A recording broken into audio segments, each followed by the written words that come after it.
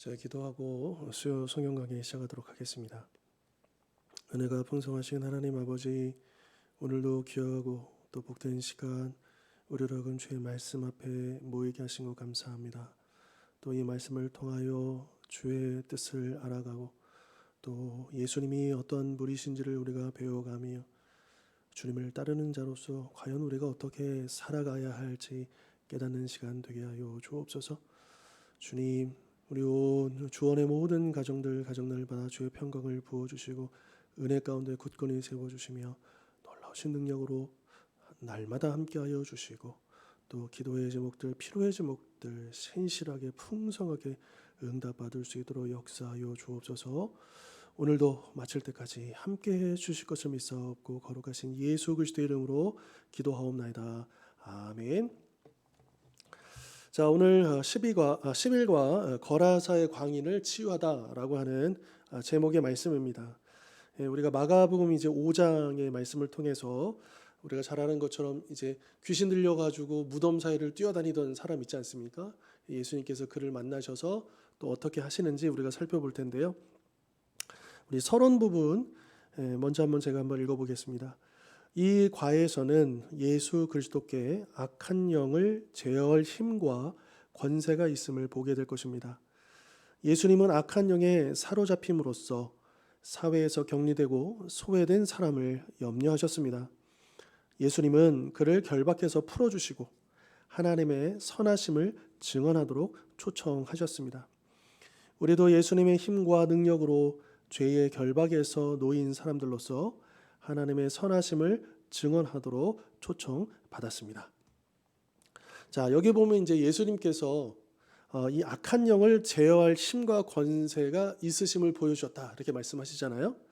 그러니까 예수님이 이제 통치권이라고 하죠. 통치하다. 그러니까 이제 우리가 보통 대통령을 국군 통수권자 이렇게 표현을 합니다. 그러니까 이제 모든 군대의 그 병력을 지휘하고 또 명령을 내리고 통솔할 수 있는 그 권한이 이제 주어져 있는 거죠. 자, 마찬가지로 예수님께서는 이 땅 당연하지만 보통 이제 우리가 이 천상의 영역, 그러니까 땅이 아니라 하늘에서의 어떤 그 영적인 영역을 또 생각해 본다면 지금 성경이 우리에게 말씀해 주시는 것은 이 보이지 아니하는 이 영적인 그 영역에서 치열한 싸움이 있다는 것 아니겠습니까?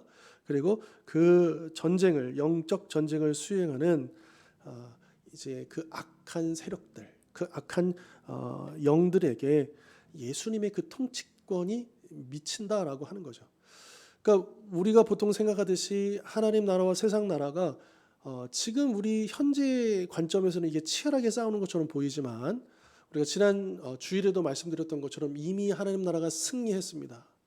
그리고 남은 세력들이 이제 저항하고 있을 뿐이죠. 그들도 알아요. 자신들의 때가 얼마 남지 않았다는 것을 알고 있죠. 그러니까 이것은 팽팽한 싸움이 아닙니다. 이미 승패가 결정된 싸움이고 또 심지어 우리 주님의 권세가 그 악한 영들에게까지 미친다라고 하는 것입니다. 그런 부분들을 우리가 또 생각해 보면서 예수님은 하늘 또 땅 모든 권세를 가지고 계시는 진정한 통수권자다라고 하는 것을 우리가 이해할 필요가 있다라고 하는 거죠. 자, 예수님은 이 땅에 오셔서 당신의 능력이 무엇인지를 실제로 입증해 보이셨죠. 또 복음서를 우리가 읽어보면 특별히 예수님이 귀신 들린 사람들, 악한 영에 사로잡힌 자들을 만나시고 또 그들을 고쳐주시고 자유케 하신 그런 내용들을 여러 번 볼 수가 있습니다. 그 가운데서 이제 가장 인상 깊은 장면 중 하나를 이제 우리가 오늘 본문을 통해서 좀 살펴보려고 합니다. 자, 이제 우리 말씀 한번 보겠습니다. 마가복음 5장 먼저 1절로 8절까지 말씀 먼저 한번 보도록 하겠습니다. 마가복음 5장 1절부터 8절까지 말씀 제가 봉독하겠습니다. 마가복음 5장 1절로 8절의 말씀. 예수께서 바다 건너편 거라사인의 지방에 이르러 배에서 나오심에 곧 더러운 귀신 들린 사람이 무덤 사이에서 나와 예수를 만나니라. 그 사람은 무덤 사이에 거처하는데 이제는 아무도 그를 쇠사슬로도 맬 수 없게 되었으니 이는 여러 번 고랑과 쇠사슬에 매었어도 쇠사슬을 끊고 고랑을 깨뜨렸음이로라. 그리하여 아무도 그를 제어할 힘이 없는지라. 밤낮 무덤 사이에서나 산에서나 늘 소리 지르며 돌로 자기의 몸을 해치고 있었더라. 그가 멀리서 예수를 보고 달려와 절하며 큰 소리로 부르짖어 이르되 지극히 높으신 하나님의 아들 예수여, 나와 당신이 무슨 상관이 있나이까? 원하건대 하나님 앞에 맹세하고 나를 괴롭히지 마옵소서 하니, 이는 예수께서 이미 그에게 이르시기를 더러운 귀신아 그 사람에게서 나오라 하셨음이라. 아멘. 자, 여기 보면 거라사 이내 지방에 가셨고요. 배를 타고. 그리고 그 배에서 내리자마자 더러운 귀신 들린 사람을 예수님 만나십니다. 자, 이 사람의 행동이나 또 그 상황들을 보면 무덤에서 지낸다는 걸 알 수 있고요. 또 그 사람은 이 이제 주변 사람들이 그가 이제 워낙에 이제 귀신 들리고 여러 가지 행동을 하니까, 무서운 행동을 하니까 이제 억제하기 위해서, 통제하기 위해서 쇠사슬로도 묶었다고 했습니다. 근데 더 놀라운 것은 그 쇠사슬을 끊어낼 만큼의 초인적인 힘이 있었다라고 하는 거죠. 그리고 밤낮 무덤 사이에서 소리를 지르고 다니고 또 안타깝게도 돌로 자기 몸을 해하는 그런 지경에까지 이른 사람이었다라고 하는 겁니다. 자, 만약에 우리가 실제로 이런 사람을 만난다면, 우리 눈앞에 이 사람이 딱 있다고 한다면 어떤 느낌일까요? 굉장히 무섭지 않겠습니까? 자, 사람들이 그 사람을 무서워하는 것은 당연하죠. 일단은 3절과 4절에서 우리가 봤던 것처럼 그 사람은 어마어마한 힘을, 그러면 쇠사슬을 어떻게 이렇게 끊어냅니까? 이건 그냥 일반적인 힘이 아닌 거예요. 어마어마한 그런 초인적인, 믿을 수 없을 만큼의 힘이었다라고 하는 겁니다. 자, 그러다 보니까 이제 그를 제어하려고 했겠죠. 통제하려고 했겠죠. 그래서 자꾸 묶은 것 아니겠습니까? 또 그럼에도 불구하고 그를 통제할 수가 없었다. 아무 효과가 없었다라고 하는 거고요. 또한 그 두 번째로는 그가 섬뜩한 게 뭐냐면 자기 몸을 막 해하는 것을 본다면 그게 더 무서운 장면이잖아요. 좀 생각해 보면 이 사람이 왜 여기까지 미치게 되었을까? 일단 이 사람은 이제 집이 아니라 무덤으로 쫓겨난 거잖아요. 그러니까 집, 가정, 공동체에서 쫓겨나서 배척을 당해서 소외를 당해서 버림을 당한 사람입니다. 사람들이 가까이 하지 않으려고 해요. 참 불쌍한 사람이죠. 또한 그런 면에서 이 사람은 더욱더 어떤 상처가 있을 수 있고, 또 가뜩이나 이 악한 영의 지배를 받는 상태에서 또 어떤 인간관계나 여러 가지 모든 것들이 차단되면서 그가 결국에는 자해하는 행동에까지, 이렇게 비참한 지경에까지 이르고 있다라고 하는 것을 우리가 볼 수 있는 거죠. 자, 그러면 오늘날에는 이런 사람이 없을까요? 물론 우리 주변에 쉽게 찾아볼 수는 없지만 오늘날에도 이러한 사람이 있을 수 있다라고 하는 겁니다. 그러니까 그 사람들은요, 뭐 남자냐 여자냐 뭐 나이가 있느냐 이거 상관없이 이 귀신 들린 사람들이 이제 그 하나님의 거룩한 하나님의 형상을 따라 창조되었음에도 불구하고 이 악한 영의 세력에 지배를 당하고 고통을 당하는 그런 불쌍한 인생을 살고 있는 거죠. 과연 이 사람들을 누가 어떻게 해방시켜 줄 수 있겠는가? 자유케 할 수 있겠는가? 오직 예수의 복음만이, 예수의 권세만이, 예수님의 이름만이 이 영혼을, 이 심령을 살려낼 수 있지 않겠습니까? 자, 그렇다고 한다면 우리도 사실 뭐 이렇게 막 귀신 들려가지고 막 이렇게 된 건 아니지만, 그러나 우리가 예수 믿기 전에 우리 또한 이 죄의 권세에 지배를 당했던 사람이었죠. 그러나 예수 그리스도의 복음을 통해서 우리가 그 권세가 무너지고 우리가 하나님의 자녀로서 이제 더 이상 죄의 노예가 아니고 하나님의 자녀로서 그 신분이 바뀌어지고 우리가 영원한 구원을 얻게 되지 않았습니까? 그래서 양상은 좀 다를지라도 여러분, 우리도 그 죄의 지배 아래 있다가 하나님의 그 은혜 안으로 들어온 사람이기 때문에, 그렇다고 한다면 지금도 여러 모양으로 이 죄의 지배를 당하고 있는, 고통을 당하고 있는 그 영혼들, 그 인생들을 우리가 바라볼 때 어떤 마음이어야 할까? 또 그들을 어떻게 또 그들에게 복음을 전하고 그들을 자유케 할까? 늘 우리는 이 부분에 대한 질문을 놓치면 안 된다라고 하는 거죠. 자, 귀신 들린 사람은 이제 이 사람들에 의해서 이 무덤가로 버려졌잖아요. 그러나 예수님은 그를 발견하시고 도망친 게 아닙니다. 아마 저 같았어도 막 멀찍이 이렇게 돌아서 갔을 거예요. 피해서 갔을지도 몰라요. 그런데 예수님은 그를 향해서 다가가시는 거죠.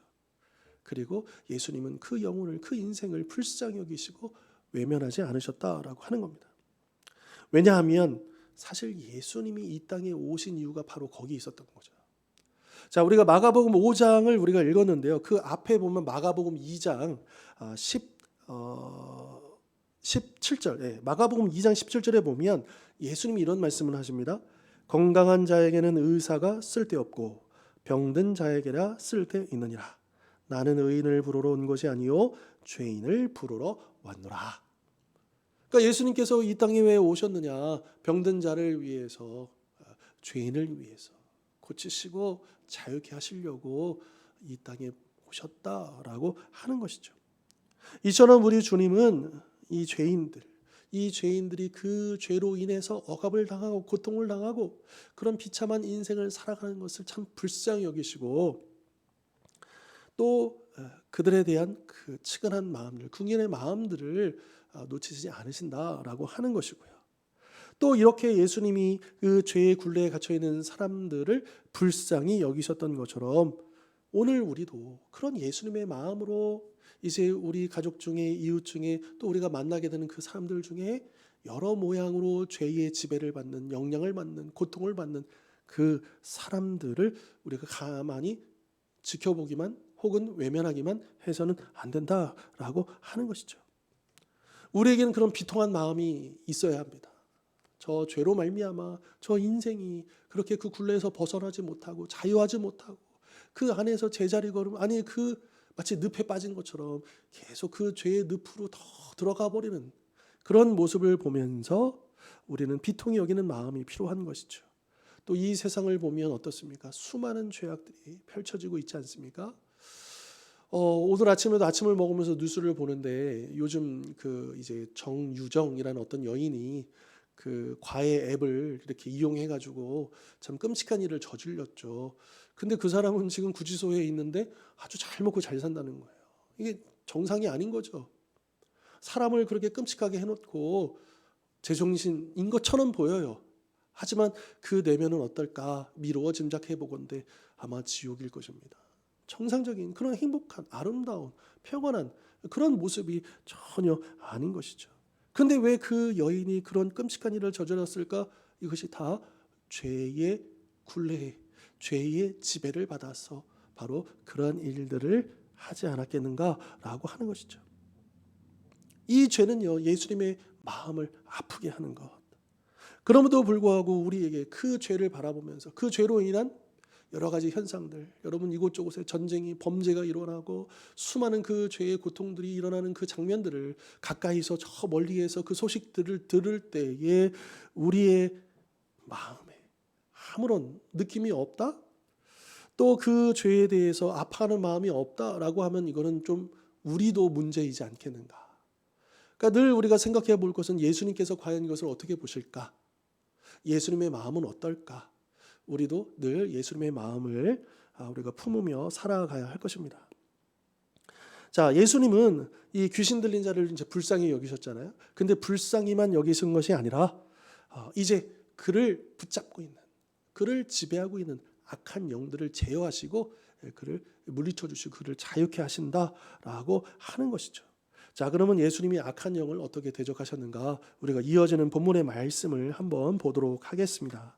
마가복음 5장 이어서 9절로 17절 말씀. 9절로 17절입니다. 9절부터 17절까지.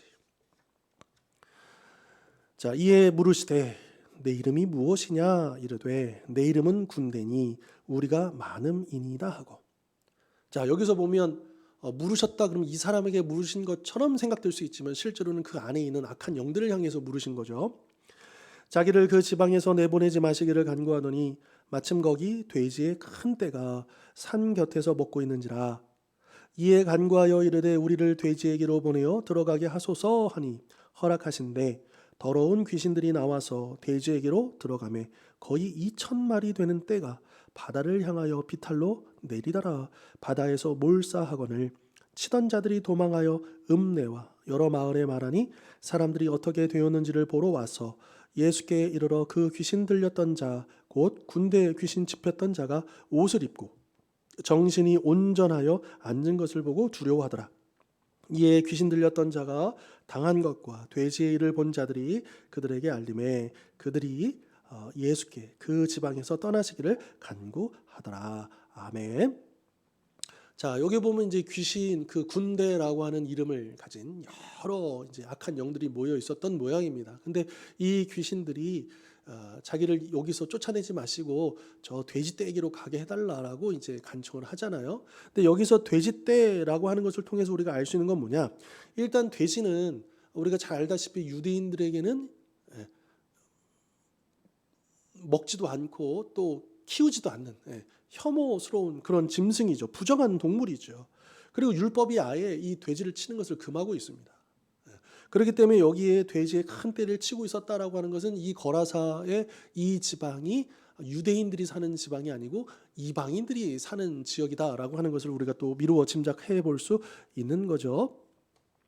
자, 여기서 보면 지금 예수님과 그 악한 영의 사이의 대화와 그리고 이 악한 영들이 예수님께 어떻게 지금 부탁하고 있는지 또 예수님께서 어떻게 명령하고 있는지 이거를 보면 예수님이 이 악한 영들에 대한 통수권, 그들에 대한 어떤 운명권, 결정권을 예수님이 가지고 계시다라고 하는 것을 우리는 알 수 있는 거죠.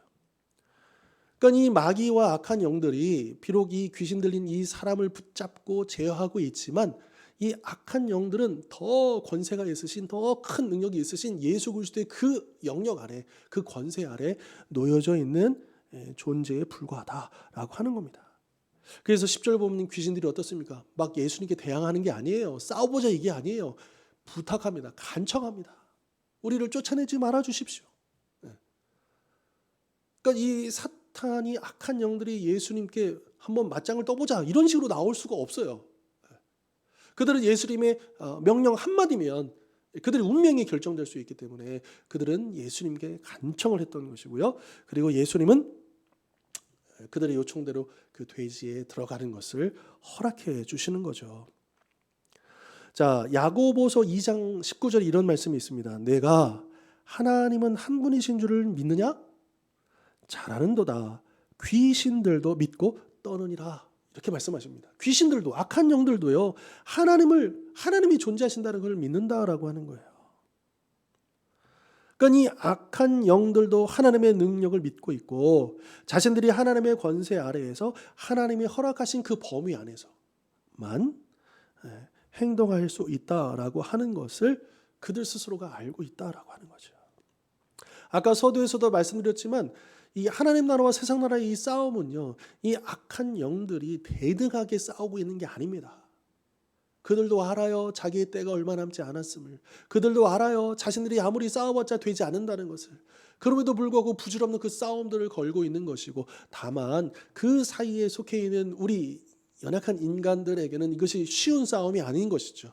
이미 승패는 하나님 나라의 그 승리가 이미 이제 결정이 난 것이지만 그러나 아직까지 저항하고 있는 악한 영들과의 싸움에서 우리는 이제 주님 오시는 그날까지는 영향을 받을 수밖에 없다라고 하는 겁니다. 자, 사탄은요 지금도요 글쎄요 예전보다는 그래도 이렇게 뭐 주변에 제가 어릴 때만 해도 막 누가 이렇게 귀신 들렸다 막 이런 거 실제로 보기도 하고 얘기를 많이 들었거든요. 근데 요즘에는 많이 보지 못했던 것 같아요. 다만 이런 양상은 있는 것 같아요. 점점 물론 이제 의학 기술이 발달되고 점점 그 정보가 더 세분화되다 보니까 그 현상들을 더 잘 설명해내고 그러다 보니까 이제 거기에 대해서 우리가 눈을 뜨게 돼서 그런 현상들이 다 이것이 어떤 정신적인 질환이나 뭐 이런 것이라는 것을 파악할 수 있게 돼서 그것이 많아 보이는지는 모르겠지만 저는 이 인간들의 어떤 정신적인 문제 뭐 이런 것이 악한 영과 무관하지 않다라고 생각을 합니다. 악한 영들이 관계를 파괴시키고 또 자기 인생에 대해서 비관적으로 바라보게 하고 또 이제 이 사회의 어떤 구조적인 그런 부분 속에서 악한 영들이 영향을 끼쳐서 이제 우리로 하여금 하나님께서 기뻐하시는 길이 아닌 이 세상이 좋아할 만한 길로 가게 만드는 어떤 그런 문화들이 분위기들이 점점 더 많아지고 있는 이런 세태 속에서 분명히 악한 영들은 지금 활동하고 있음을 우리는 알 수가 있는 거죠. 특별히 그들의 목적은 분명합니다. 한 영혼이라도, 우리는 어때요? 한 영혼이라도 주님 앞에 인도하는 거잖아요. 그런데 그 악한 영들은 한 영혼이라도 빼앗기지 않으려는 이제 그런 목적을 가지고 있는 것이죠. 물론 이 귀신 들린 어떤 이런 행동, 뭐 이런 것들을 우리가 너무 과대평가해가지고 마치 이 악한 영이 우리는 막 상대도 안 될 만한 어마어마한 무서운, 우리가 지나치게 그들을 과대평가할 필요는 전혀 없습니다. 자, 그럼에도 불구하고 이 마귀의 존재, 그 활동이 우리 믿는 자들에게도 어떤 영향을 끼칠 수 있다는 것을 우리는 늘 경계를 해야 되고 긴장할 필요가 있다라고 하는 겁니다. 자, 이런 거예요. 성경에 보면 귀신에 사로잡히는 것과 그리고 귀신에 눌리는 것, 요거는 좀 차이가 있다라고 하는 거예요. 그러니까 귀신에 사로잡히는 것은 바로 오늘 이 귀신 들린 사람에 해당되는 거죠. 이 사람은 이방인이고 복음을 모르고 하나님의 자녀가 아니었던 사람입니다. 그런데 이제 귀신에 눌린다라고 하는 것은 이런 거예요. 귀신에 의해서 영향을 받는 거예요. 이것은 우리 믿는 자들에게도 해당될 수 있어요. 그렇다면 우리 믿는 자들은 귀신에 사로잡히지 않는다? 네, 맞습니다. 사로잡힐 수가 없습니다. 자, 왜냐하면 아까 얘기했잖아요. 악한 영들은 자기보다 더 힘이 세시고 더 높은 권세를 가지고 계시는 그리스도의 권세 아래에 있잖아요. 근데 우리는 누굽니까? 바로 그 그리스도의 몸으로 그리스도의 그 안에 거하는 자들이잖아요. 그러니까 감히 이 악한 영이 우리 믿는 자들을 어떻게 할 수가 없다. 다만 우리를 막 무섭게 하려고 으르렁대고 또 자꾸만 그렇게 보이도록 착각하도록 거짓말로 우리를 속삭이고 유혹하고, 그래서 때로는 우리가 영향을 받고 또 그래서 그 유혹에 흔들리기도 합니다. 이것이 우리의 현실이죠. 우리 연약한 인간인지라 그래서 우리가 이 땅에 있는 동안에 그 영적인 싸움 가운데 우리는 영향을 받을 수는 있습니다. 그러나 기억하십시오. 우리는 이 악한 영에 사로잡힐 수 없습니다. 우리는 이 악한 영의 권세가 아니라 하나님의 영의 권세, 그리스도의 영의 권세에 온전히 거하는 자들이다라고 하는 거죠. 자, 2세기경에 굉장히 유명한 테툴리아리누스라고 하는 굉장히 중요한 교부가 있습니다. 근데 이 사람이 이제 이런 이야기를 했어요. 군대 귀신은 하나님의 허락이 없었다면 돼지떼에 들어갈 수 없었을 것입니다. 맞죠? 그러므로 그들은 결코 하나님의 양들을 지배할 힘을 가지지 못합니다. 다만 하나님께 속하지 않은 사람들, 오늘 본문에 이 귀신 들린 사람처럼요, 그런 사람들을 제압할 힘은 있었던 것으로 보입니다. 그러나 귀신은 하나님의 권속들을, 하나님의 가족들을, 하나님의 아들과 딸들을 통제할 힘은 없으며 자기의 소유인 것처럼 굴 수가 없습니다 라고 하는 거죠. 그래서 성경은 뭐라고 말씀하십니까? 마귀는 피하는 게 아니고 두려워하는 게 아니고 예수 이름으로 대적하라 라고 말씀하시잖아요. 우리의 통수권자이신 예수 그리스도의 이름으로 악한 영들을 물리치고 대적하라라고 하는 거예요.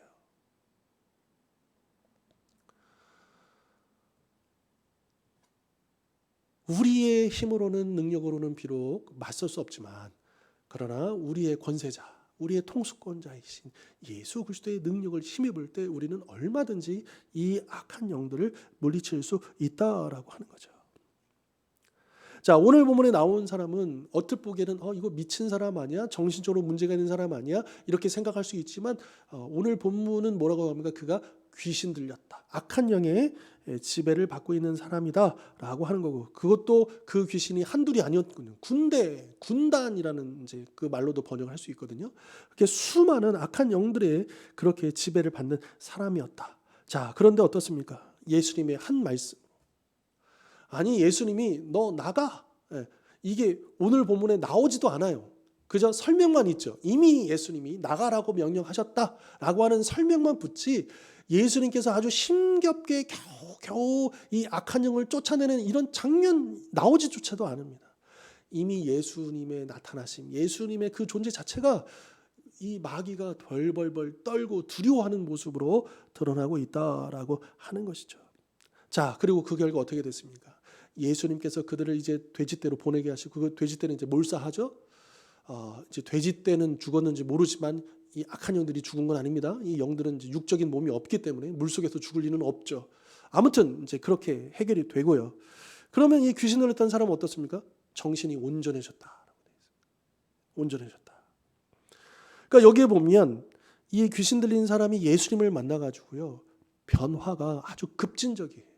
서서히 조금씩 점진적으로 조금씩 이렇게 좋아졌던 게 아니고, 이 악한 영이 물러가고 그의 정신이 온전해지고, 그래서 옷을 딱 입고 그냥 평범한 사람처럼 딱 이렇게 순식간에 급진적으로 변화되었다. 그는 완전히 예수님을 만나고 달라졌다라고 하는 거죠. 자, 이처럼 우리가 예수님을 믿으면 그럼 우리의 삶도 이렇게 달라질 수 있고 달라져야 한다라고 하는 거죠.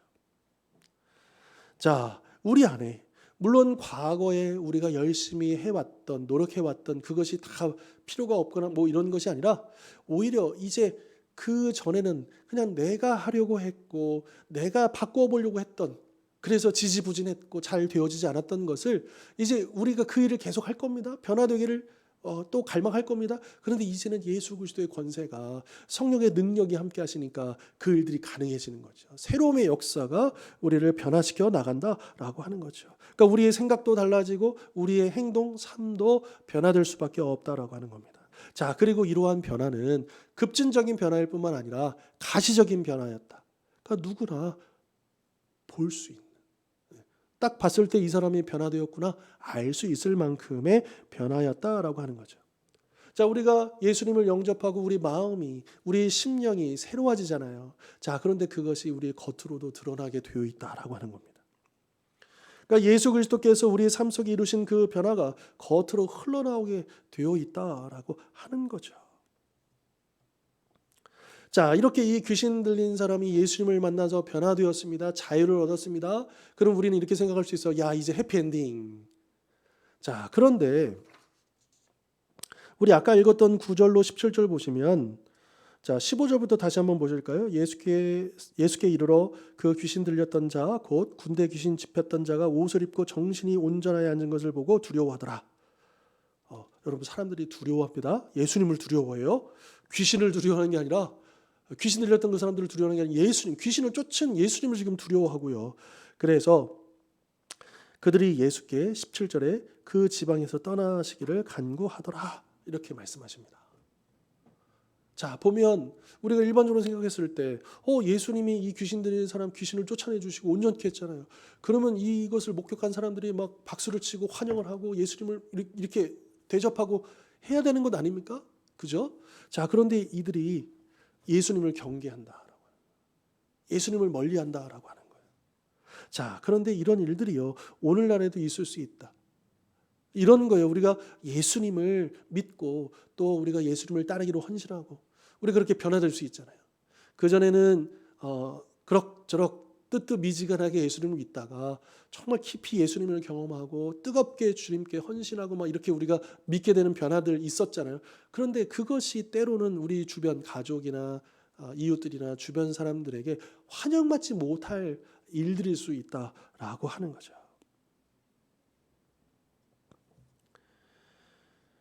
그러니까 우리가 지금 이 시대를 보면, 물론 이제 우리나라에 국한해서 우리가 볼 수밖에 없지만, 여러분, 우리나라 같은 경우도 이제는 교회 믿는 사람들이 점점 줄어가고 있다라고 얘기하는 게 맞는 것 같아요. 그것이 사실입니다.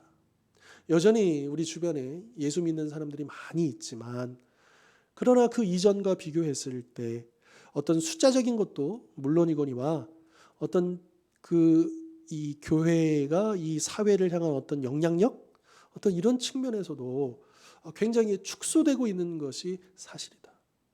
그리고 이제 많은 사람들이 예측을 하는데, 앞으로 10년 지나고 20년 지나고 그러면 더 시간이 흘렀을 때 우리 한국 사회 안에서 교회는, 우리 성도들은 과연 어떤 위치에 서게 될 것인가?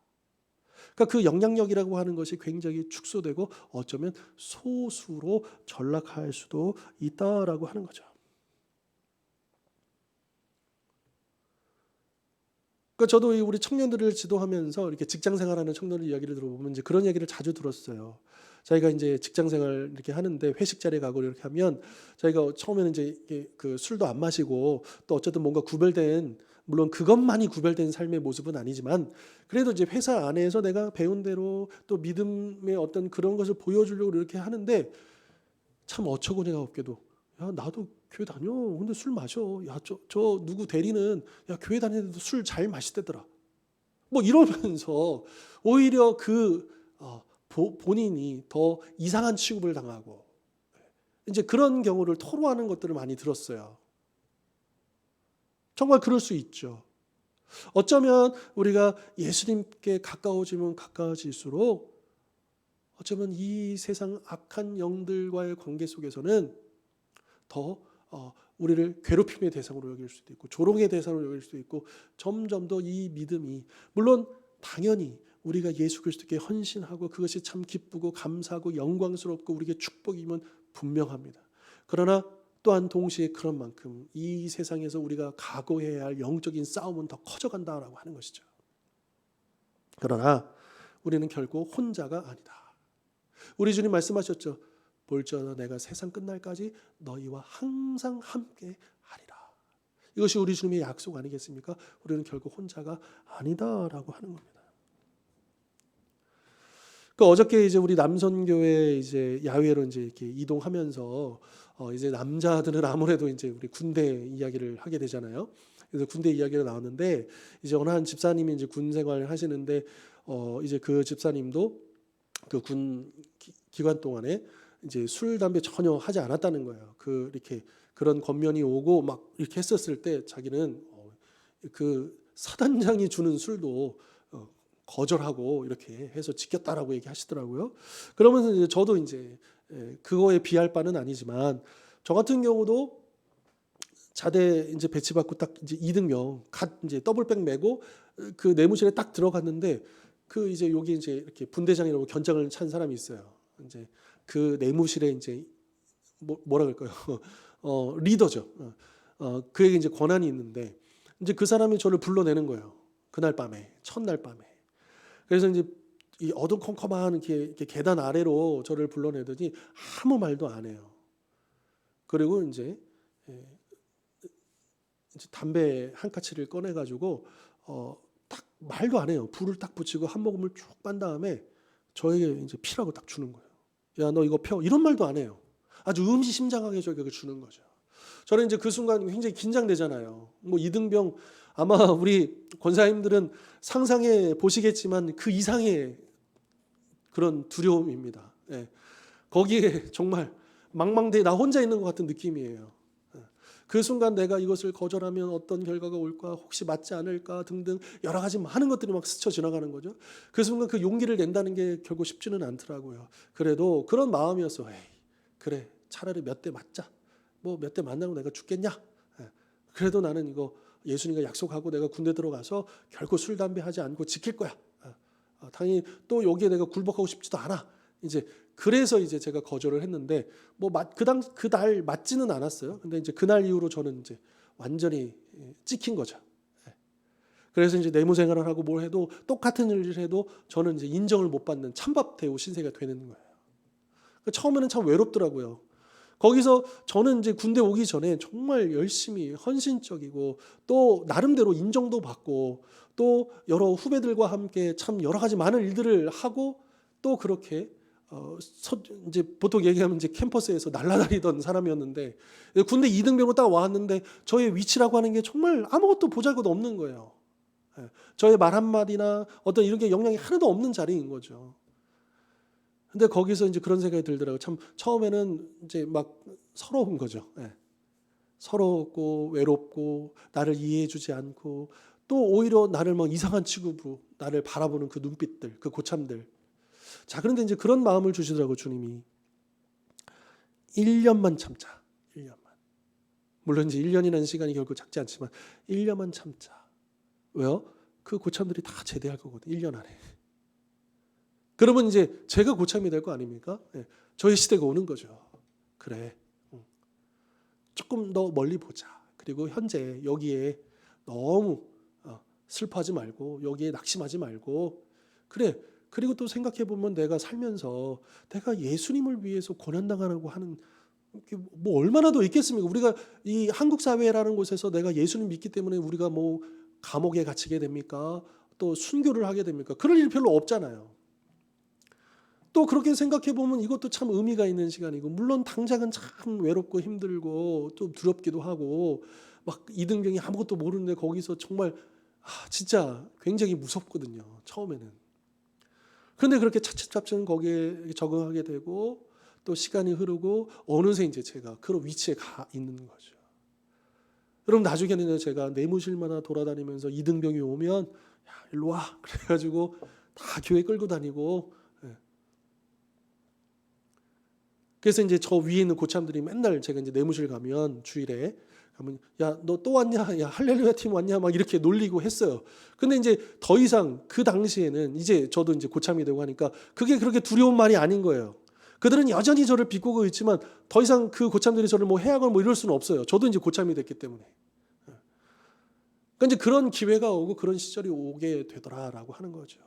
그리고 오히려 그랬을 때, 또 제가 그 자리를 지켰을 때 제 밑으로 왔었던 그 후임들 중에 저와 같이 그 믿음을 지키고 싶었던 그런 후임들, 또 신앙생활 하다 왔는데 뭐 이렇게 어려움 당한 친구들, 또 이제 막 이단에 빠졌던데 왔었는데 뭐 그런 후임들, 그들을 이렇게 만나면서 그들을 제가 이제 위로해주고 격려해주고 끌어주고, 그러면서 차츰차츰 우리 이제 그 저 내무실뿐만 아니라 같이 이제 생활하는 그 부대 안에 점점 더 할렐루야 팀들이 많아지고 같이 예배할 사람들이 많아지고, 그런 걸 통해서 보면서 하나님이 이 한 사람을 통해서, 그 용기를 통해서 하나님은 참 귀한 일들을 이루실 수 있구나라고 하는 것을 저도 이제 그 군대에서 경험한 적이 있거든요. 보통 이제 군대는, 저는 이제 사실은 뭐 아주 뭐 잠깐 뭐 회사 생활 한 적은 있지만 그게 정식 이제 회사원은 아니었고 아르바이트식의 이제 수습 기간의 어떤 그런 거에 불과했고, 근데 이제 저는 막 정식으로 막 이렇게 사회생활을 치열하게 해본 적은 없지만, 그래도 이제 군대에 있는 동안에 2년 2개월 동안에 이 군대도 팔도에서 많은 사람들이, 다양한 사람들이 모여 있다 보니까 그런 이제 사회적인 경험을 어느 정도는 좀 해볼 수 있었던 거죠. 근데 거기서 조금은 알겠더라고요. 그래서 제가 이제 청년들을 지도하면서도 이 친구들이 직장 생활하면서 또 학교 생활하면서 이 믿지 않는 사람들하고 수많이 부딪히고, 또 그 공동체에 속해서요, 또 그 직장에 속해서, 그 학교에 속해서 거기에서 이제 겪게 되는 수많은 일들을 제가 이제 많이 공감할 수가 있었던 거죠. 여러분, 우리는 결국 혼자가 아닙니다.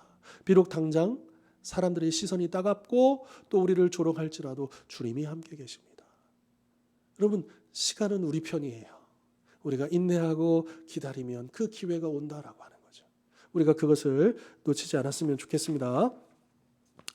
자, 예수님은 이 귀신 들린 자를 구원하셨잖아요. 그런데 예수님께서 그냥 단지 불쌍해라 그래서 그를 고쳐주신 것만 아니에요. 물론 그 긍휼의 마음이, 하나님의 그 사랑이 동기가 되어서 우리를 구원하신 건 맞지만, 그런데 여기에는 우리를 구원하시기 하는 데에는 분명한 어떤 계획이 있으셨다. 다른 말로 하면 우리를 구원하고자 하는 목적이 있으셨다. 그것을 우리는 뭐라고 하느냐? 사명이라고 합니다. 그러니까 예수님이 이 귀신 들린 자를 구원하실 때도 이 사람을 변화시켜서 앞으로 어떻게 쓰실지 계획을 가지시고 이를 구원하셨다라고 하는 거죠. 그리고 그것은 우리도 마찬가지입니다. 예수님께서 우리를 왜 구원하셨겠습니까? 그냥 불쌍해서? 물론 그것도 맞지만, 그러나 우리 주님은 나를 구원하시되 더 큰 계획을 가지시고 나를 구원하여 불러 세우셨다라는 거예요. 주님께서 나에게 원하시는, 내 삶 속에서 드러나게 원하시는 어떤 계획이 있고 그 사명이 있다라고 하는 것을 우리는 기억하는 것이죠.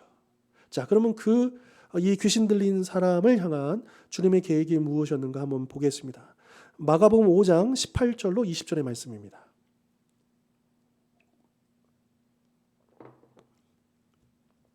마가복음 5장 18절로 20절 말씀.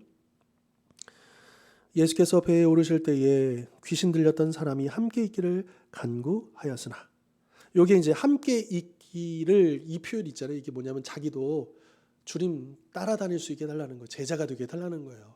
자, 그런데 예수님은 계획이 있으시죠. 그래서 19절 허락하지 아니하시고 그에게 이르시되 집으로 돌아가라.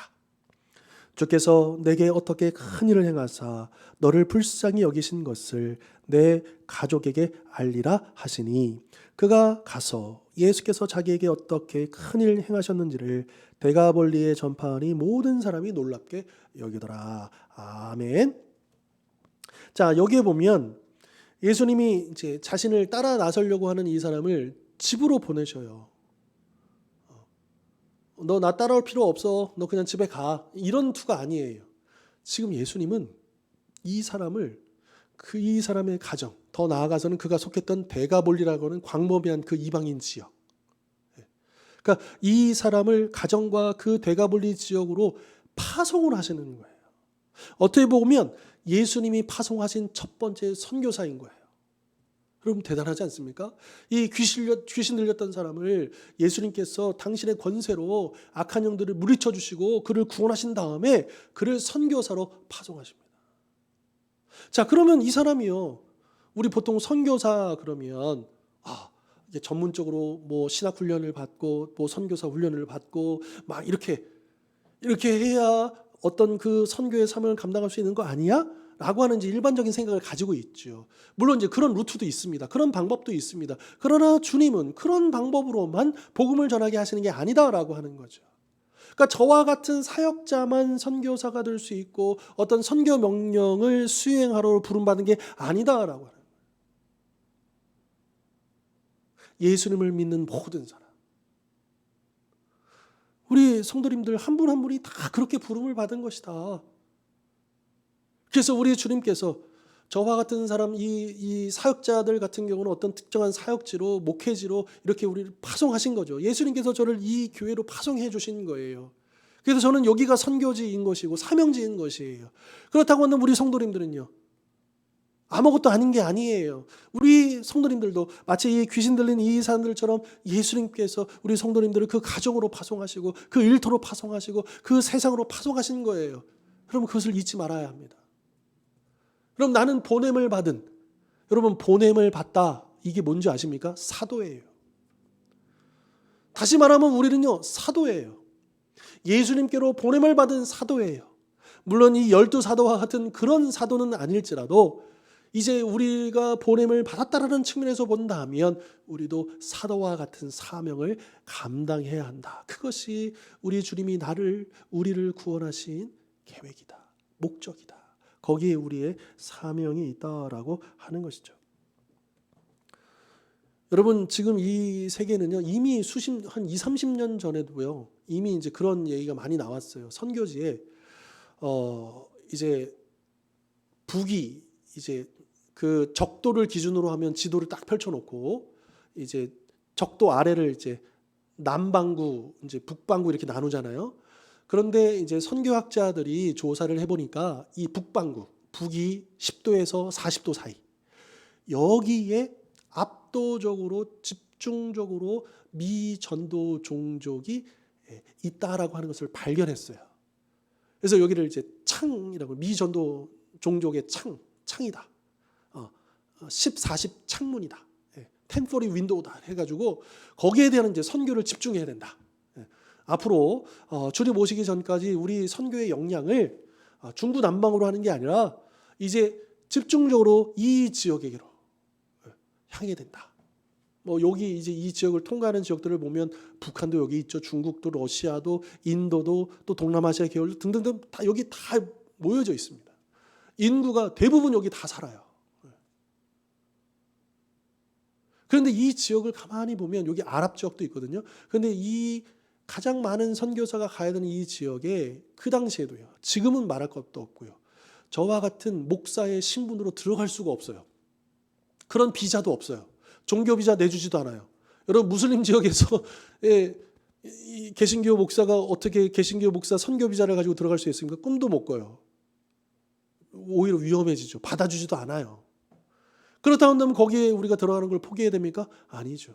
오히려 창의적인 접근이라고 해서 이제는 이 시대에는 이제 21세기 아니 20세기 이미 중후반부터 21세기를 넘어오면 지금까지도 그 지역에 들어가기 위해서는 이제 전통적인 어떤 뭐 안수를 받은 사역자가 또 전통적인 훈련을 받고 막 이래 가지고 들어가는 곳은 점점 더 줄어들고 있기 때문에, 그래서 더 많은 그런 일반 직장을 가지고 있는, 그러나 예수님께로 헌신되어 있는 그런 하나님의 일꾼들, 보냄을 받은 사람들이 그곳으로 들어가야 된다.